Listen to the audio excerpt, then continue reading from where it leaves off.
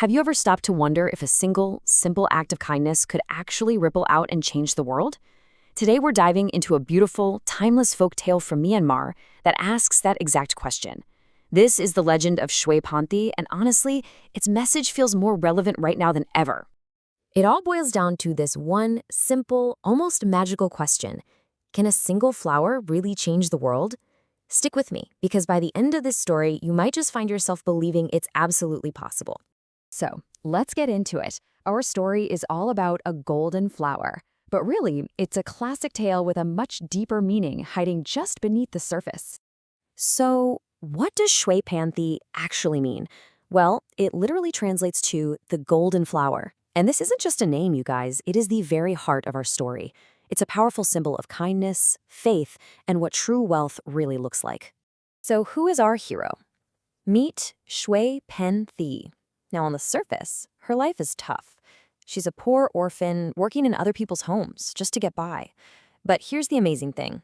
Instead of making her bitter, her hardship seems to have made her heart even bigger. She'd share whatever little she had, no questions asked. And she was deeply devout, heading to the local pagoda every single day to offer a flower. And it's this deep, deep well of kindness that sets the stage for something incredible. A miraculous encounter. A single moment that's about to change her life forever. So one day, she's coming back from the forest, and she comes across this old monk. And he's just so frail. You can see he's weak from hunger, totally exhausted. To almost anyone else, he might have just been another person in need. But for Shwe Pan Thi, this was a moment she couldn't ignore. And what she does next is just, wow. It's extraordinary. She doesn't just give him some of her food. She gives him her only meal, her last meal. Without a single hesitation, she offers up the very thing that was meant to keep her going. That's pure, selfless compassion right there. The monk, he sees this incredible purity in her heart, and he just smiles. He doesn't have any gold or fancy gifts to give her.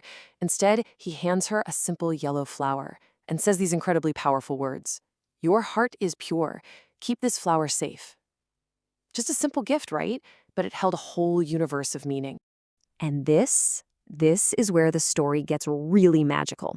Because that simple little yellow flower, it was hiding an incredible secret, one that was just about to come to light. So Shwe Pan Thi takes the flower home, places it in her little hut, and then something unbelievable happens. I mean, literally overnight, that humble little bloom completely transforms. Its petals start glowing with the light of pure gold. What looked so ordinary was actually anything but. But get this wasn't the kind of gold you could just go and sell. No, its value was way, way bigger than that. This flower had miraculous powers. Whenever Shwe Pan Thi brought into a home that was struggling, sorrow would start to fade away. Sickness would begin to heal, and this incredible sense of peace would just settle over everyone. Its magic wasn't about getting rich, it was about getting well. But, of course, a miracle this big couldn't stay a secret for long. And you know how it goes. Where there's great power, a great test is usually right around the corner. In this case, it was the test of human greed. Word of this magical golden flower spread like wildfire.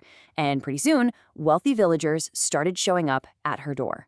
But here's the thing. They weren't looking for healing. They were looking for possession.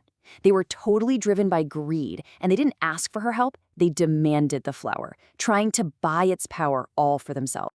And this right here, this is the core conflict of the whole story. Are their selfish desires going to corrupt this pure, miraculous gift? Is greed really going to overpower the truth and purity that made the flower so powerful in the first place? And this is where the flower reveals its true secret. The second it was touched by a greedy hand, poof! The magic just vanished. It turned right back into a simple, ordinary flower. It only showed its golden, miraculous self when it was held by someone with a pure and selfless heart. Someone like Shwe Pan Thi.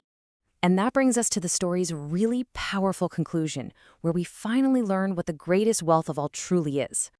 You see, Shwe Pan Thi never, not even for a second, thought about using that flower for her own gain. She understood its purpose wasn't to be owned by anyone. So she performs one last completely selfless act. She takes the flower to the pagoda and offers it to the Buddha. And in that sacred place, it didn't just shine, it literally dissolved into pure, radiant light. And in return, Her own life was filled with a peace and respect that no amount of gold could ever buy. So what's the big takeaway from this beautiful legend? Well, first, it shows us that selfless kindness is, without a doubt, the greatest wealth we can ever have. It reminds us that real miracles aren't just some magic trick. They're born from faith and from serving others. It proves that greed will always leave you with nothing, while a sincere heart is truly priceless. And finally, it's a perfect example of karma, that the good you put out into the world will absolutely find its way back to you. And that leaves us with one final thought. The legend of Shwe Pan Thi isn't just some old story. It's really a mirror for our own lives. It's asking each of us to look inside and think about it. What is the golden flower in your life? What's the gift you have that finds its real value, not in what it's worth, but in how you share it with the world?